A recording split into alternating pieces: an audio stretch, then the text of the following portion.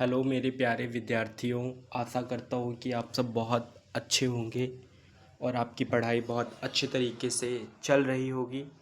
तो कल हमने एक टोकरी भर मिट्टी कहानी पढ़ी थी, तो उसी की प्रश्नोत्तर लेकर हम आए हैं।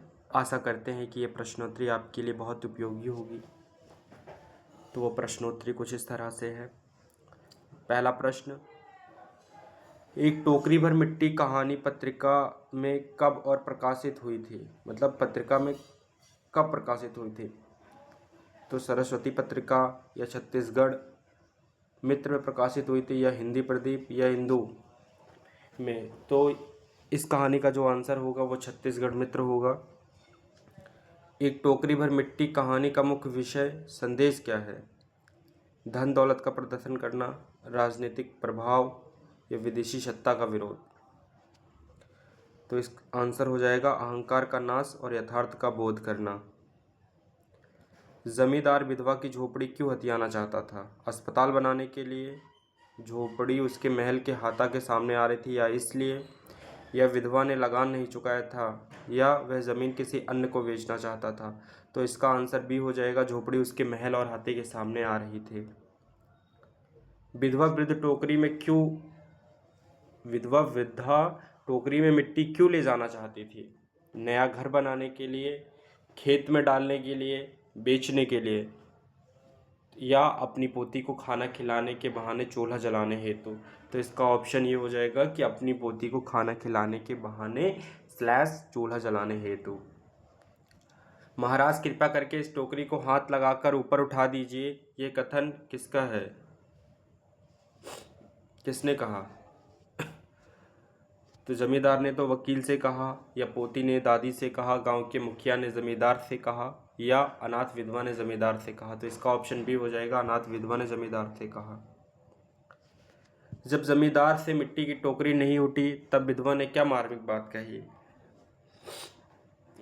ऑप्शन बी, महाराज नाराज ना हो, आपसे तो एक टोकरी भर मिट्टी नहीं उठती, इस झोपड़ी में तो हजारों टोकरियां हैं। इसका ऑप्शन बी सही हो जाएगा। अंत में जमींदार ने क्या कदम उठाया? उसका पछतावा जागा और उसने झोपड़ी वापस कर दी, या उसने विधवा को गांव से निकाल दिया, या उसने पुलिस को बुलवा ली, या उसने उसको पैसे देकर समझा दिया? तो इसका आंसर होगा उसका पछतावा जागा और उसने झोपड़ी वापस दे दी। एक टोकरी भर मिट्टी को हिंदी की पहली कहानी मानने वाले प्रमुख समीक्षक इतिहासकार कौन हैं? एक टोकरी भर मिट्टी को हिंदी की पहली कहानी मानने वाले प्रमुख समीक्षक इतिहासकार कौन हैं? तो ये होंगे देवी प्रसाद वर्मा और डॉक्टर नामवर सिंह। इसका आंसर सही होगा। और इस चीज़ को आप नोट कर लीजिएगा कि ये शिल्प और संवेदना की दृष्टि से हिंदी की मौलिक कहानी माना है। किसने? देवी प्रसाद वर्मा ने। कहानी में वकील और अदालत का उल्लेख किस संदर्भ में आया है? तो इसका आंसर होगा जमींदार द्वारा कानून और अदालत के बल पर झोपड़ी पर कब्जा करने के लिए। प्रश्न 10 देखिए, एक टोकरी भर मिट्टी कहानी किस शैली में लिखी गई है? तो इसका आंसर होगा यथार्थवादी एवं आदर्शवादी संवादात्मक शैली में लिखी गई है, ना कि ऐतिहासिक शैली में। क्योंकि समाज के यथार्थ को दर्शाते हुए अंत में आदर्शवादी हृदय परिवर्तन को दिखाया गया है, अर्थात ये कहानी यही संदेश देती है। माधवराव सप्रे जी ने किस पत्र का संपादन किया था? किसके माध्यम से राष्ट्रीय चेतना जगाई थी? तो माधवराव सप्रे जी ने छत्तीसगढ़ मित्र और हिंद केसरी पत्र का संपादन किया था।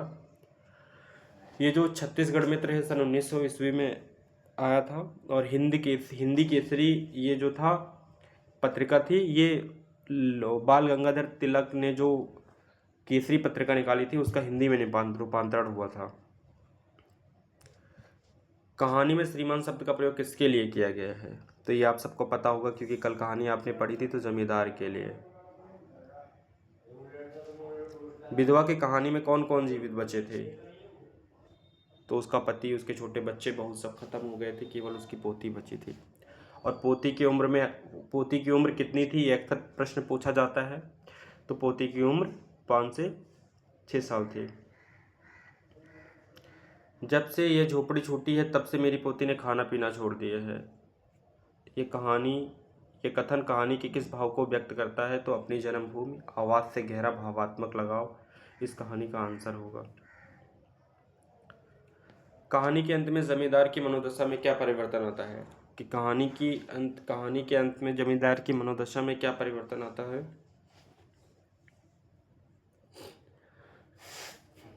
तो इसका आंसर होगा उसका सोता हुआ विवेक, कर्तव्यबोध जाग उठता है, वह पछतावा करता है। मतलब जब आप इसका अनुमान, अगर आपने कहानी पढ़ी होगी तो आपको पता होगा कि जब बूढ़ी औरत ने उसको जमींदार को मिट्टी उठाने के लिए कहा था, तब उससे वो मिट्टी की टोकरी टस से मस नहीं हुई। तो जिसके कारण फिर उसने कहा कि इस महल के अंदर, इस झोपड़ी के अंदर हजारों टोकरियां मिट्टी हैं, उसका भार आप जन्म भर कैसे ढोएंगे? तो इसी से उसका हृदय परिवर्तन हो जाता है। तो एक टोकरी भर मिट्टी कहानी के मुख्य रूप से किन दो वर्गों का संघर्ष दिखाया गया है? शिक्षित और अशिक्षित वर्ग तो थे नहीं, शासक और शासित वर्ग नहीं थे, शहरी और ग्रामीण वर्ग नहीं था। तो इसका आंसर हो जाएगा शोषक और शोषित, क्योंकि जमींदार जो होता है वो शोषक होते थे पुराने ज़माने में, और जो गरीब लोग होते थे वो शोषित होते थे बड़े बड़े महाराजाओं के द्वारा। माधवराव सप्रे का जन्म कब हुआ था और कहाँ हुआ था? तो 1871 ईस्वी में इनका जन्म हुआ था। वो भी मध्य प्रदेश जिले के पथरिया गांव में हुआ था, और इनके जो जिला का नाम था वो दमोह था। दामोह मतलब पथरिया गांव था, दामोह जिला था, स्टेट मध्य प्रदेश था। 1871 टाइम था।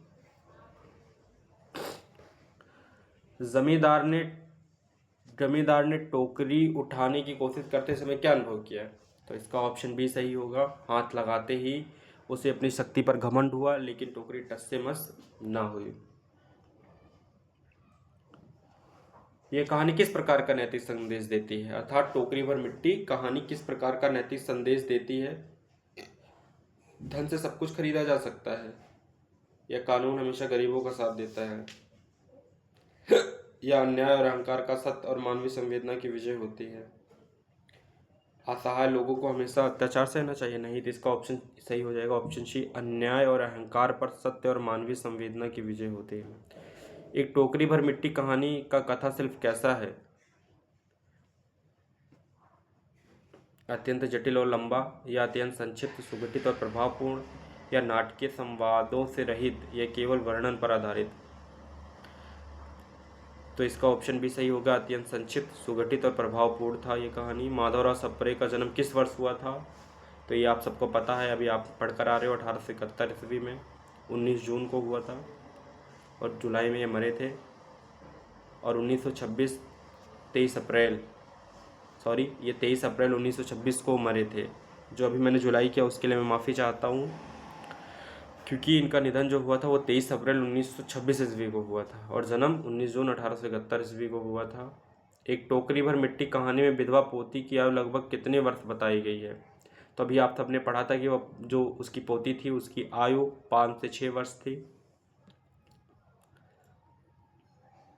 कहानी के अनुसार विधवा के पति और पुत्र की मृत्यु किस प्रकार स्थिति में हुई थी? तो ये आप सबको पता है कि कहानी में आपने पढ़ा था कि कालचक्र में असामयिक मृत्यु हुई थी। जमींदार ने विधवा को झोपड़ी खाली करने के लिए कौन सा तरीका अपनाया? मारपीट की, सीधे पुलिस को बुलाया, या गांव से बाहर निकालने का प्रयास किया? नहीं, आप सबको पता है कि तरह तरह के प्रलोभन देने का और दाम लगाने का, मतलब तरह तरह के उसको प्रलोभन दिया था और दाम लगाया था। और जब ये महिला तैयार नहीं हुई तो अदालत का सहारा लिया उन्होंने। जब प्रलोभन काम ना आए तो जमींदार ने झोपड़ी हथियाने के लिए क्या किया? तो आप सबको पता है कि उसने अदालत में वकीलों के बल पर कब्जा जमाया।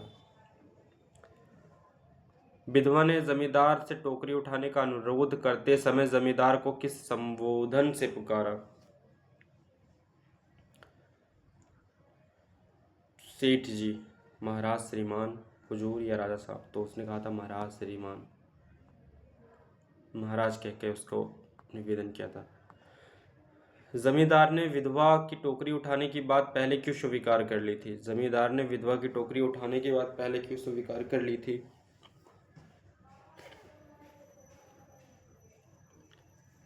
वह उस पर दया करना चाहता था। उसने सोचा कि मिट्टी की टोकरी उठाना बहुत सामान्य और मामूली काम है।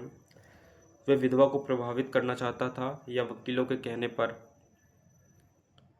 तो उसने सोचा कि मिट्टी की टोकरी उठाना बहुत सामान्य और मामूली काम है, लेकिन कहानी में ये बताया गया है कि जब वो गिड़गिड़ा रही थी, महिला जमींदार से बोलती है कि आप टोकरी मिट्टी उठाने की कृपा करें, तो जमींदार पहले सुनता नहीं है। फिर जब वो बहुत निवेदन करती है तब उसको उस पर दया आ जाती है, और जब दया आ जाती है तो वह मिट्टी को उठा देता है।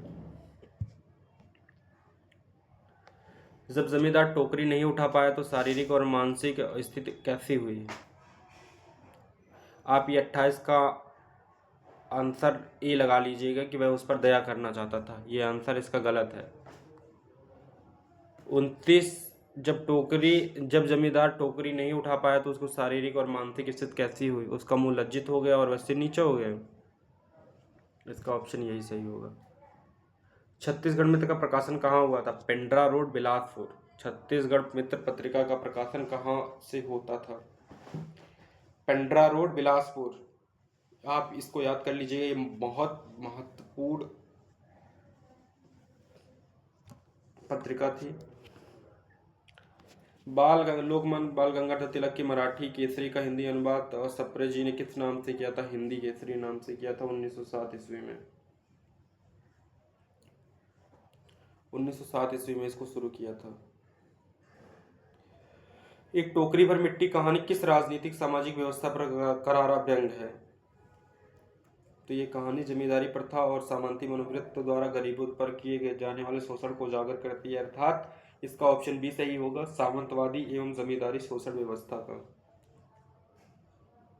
इस कहानी का मुख्य और महत्वपूर्ण मोड़ कौन सा था? जमींदार का टोकरी न उठा पाना और हजारों टोकरी मिट्टी का भार वाला संवाद ही कहानी का मुख्य मोड़ है, जहां पर हृदय परिवर्तन होता है, अर्थात ऑप्शन सी इसका सही हो जाएगा कि जमींदार का टोकरी न उठा पाना और विधवा का संवाद सुनना। प्रश्न संख्या 34, रामचंद्र शुक्ल ने हिंदी की पहली कहानी किसे माना है? तो इंदुमती किशोरीलाल गोस्वामी, ये सन 1900 ईस्वी में आई थी। एक टोकरी भर मिट्टी कहानी का साइज कैसा है? मध्यम आकार, उपन्यासम, दीर्घ कहानी है, तिलक? तो इसको शॉर्ट स्टोरी में इसका साइज आएगा, मतलब 500 से 6 शब्दों में समाहित है। कहानी में विधवा महिला का नाम क्या दिया गया है? रामदेई, सुमित्रा, कमला। कहानी में नाम का उल्लेखनीय नाम पात्र है वृद्धा। कहानी में जमींदार का व्यक्तित्व का नाम क्या है? जमींदार का कोई नाम नहीं और सामंती वर्ग का प्रतीक प्रतिनिधि है। तो कहानी में उल्लेख नहीं है, केवल श्रीमान या जमींदार का उल्लेख किया गया है।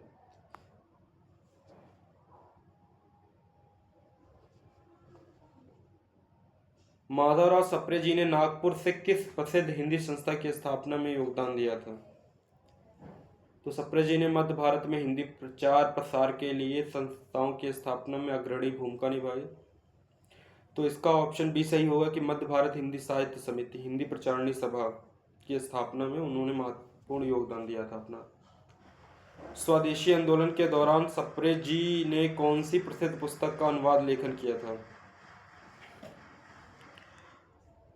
तो माधवराव सप्रे जी ने समर्थ रामदास के दासबोध का हिंदी अनुवाद किया था। दासबोध का अनुवाद एवं महाभारत मीमांसा। तो मतलब ये जो समर्थ रामदास के दासबोध का हिंदी अनुवाद किया था, इसका ऑप्शन भी सही होगा।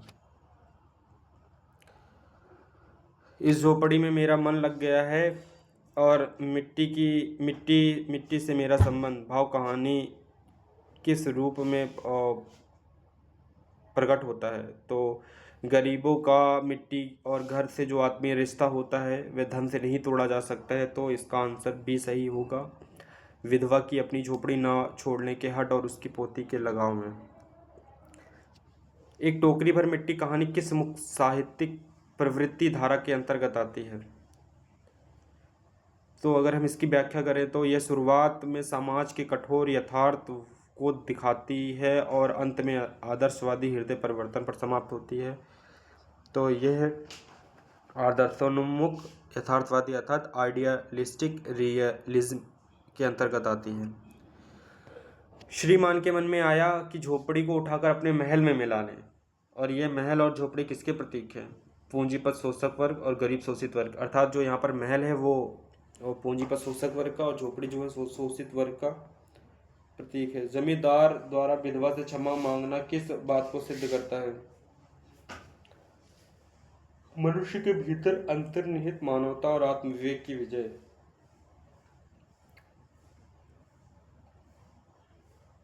ऑप्शन बी इसका सही होगा, क्योंकि यह दर्शाता है कि कठोर से कठोर व्यक्ति भी के भीतर भी विवेक सुप्त अवस्था में होता है, जो सही आघात से जाग जाता है। छत्तीसगढ़ मित्र पत्रिका कुल कितने वर्षों तक प्रकाशित हो सकी थी? तो ऑप्शन बी लगभग 3 वर्ष, 1900 से 1902।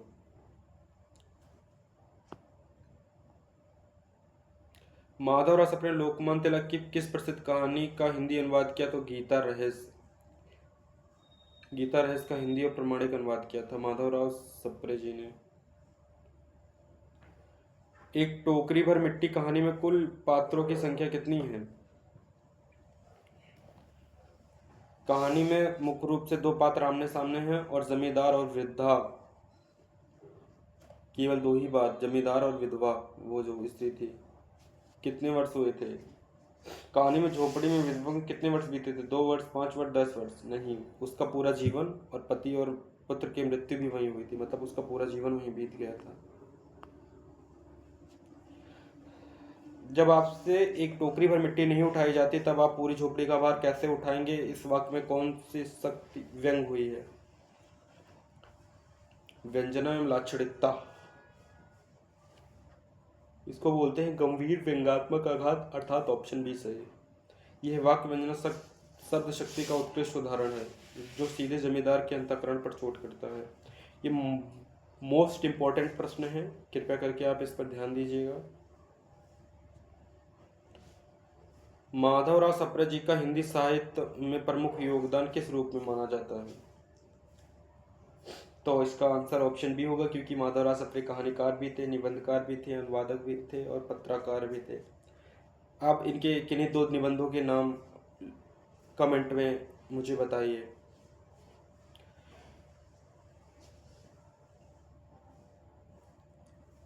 यूजीसी ने हिंदी पाठ्यक्रम के अनुसार एक टोकरी भर मिट्टी किस यूनिट में शामिल है? तो ये इकाई 7 में है।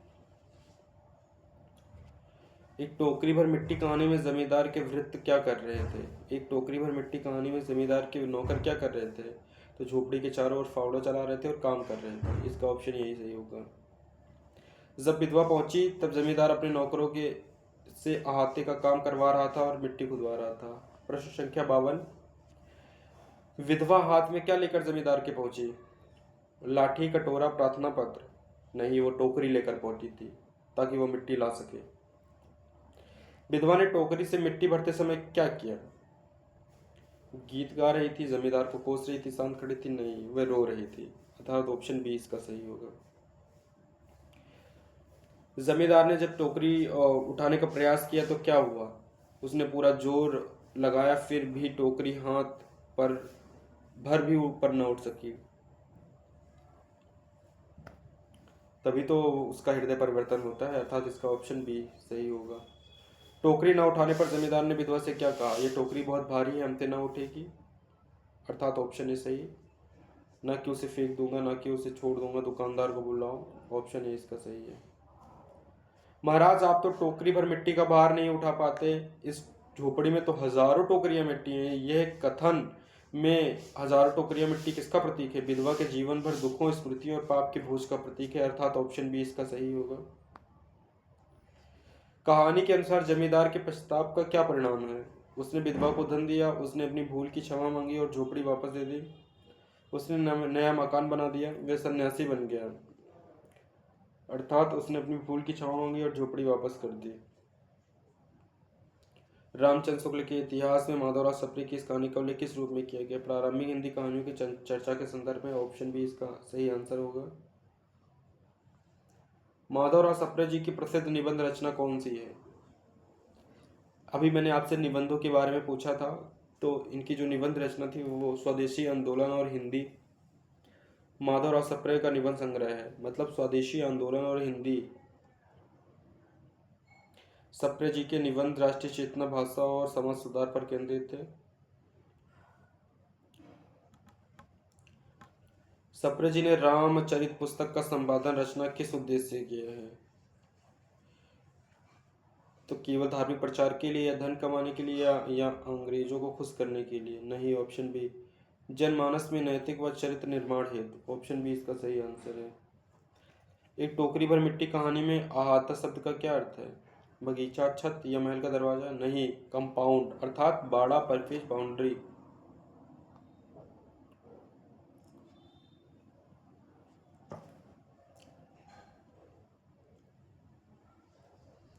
कहानी के अनुसार अनाथ विधवा का मुंह के सहारा कौन सा स्थल है?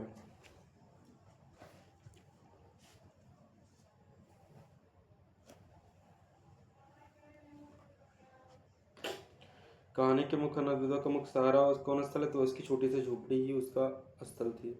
एक टोकरी भर मिट्टी कहानी किस भाषा बोली के प्रभाव से युक्त तत्सम तद्भव मिश्रित हिंदी में है? तो एक टोकरी भर मिट्टी जो कहानी लिखी गई वो शुद्ध कड़ी बोली हिंदी में लिखी गई है।